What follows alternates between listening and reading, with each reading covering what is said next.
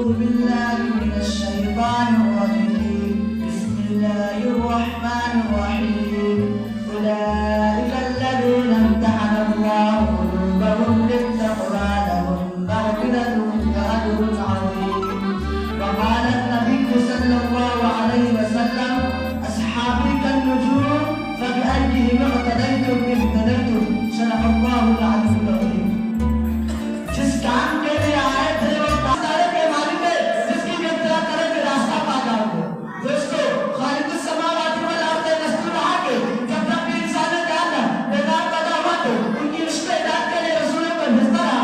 چانچہ حضرت آدم علیہ السلام کو بھیجا, حضرت شیس علیہ السلام کو بھیجا, حضرت نوح علیہ السلام کو بھیجا, حضرت ابراہیم علیہ السلام کو بھیجا, حضرت اسحاق علیہ السلام کو بھیجا, حضرت یعقوب علیہ السلام کو بھیجا, حضرت داؤد علیہ السلام کو بھیجا, حضرت سلیمان علیہ السلام کو بھیجا, حضرت ایوب علیہ السلام کو بھیجا, حضرت یوسف علیہ السلام کو بھیجا, حضرت موسیٰ علیہ السلام کو بھیجا, حضرت ہارون علیہ السلام کو بھیجا, حضرت زکریا علیہ السلام کو بھیجا, حضرت یحییٰ علیہ السلام کو بھیجا, حضرت الیاس علیہ السلام کو بھیجا, حضرت یونس علیہ السلام کو بھیجا, حضرت نوح علیہ السلام کو بھیجا, حضرت دانیال علیہ السلام کو بھیجا. کم و بیش 1,22,999 نبیوں کو بھیجا.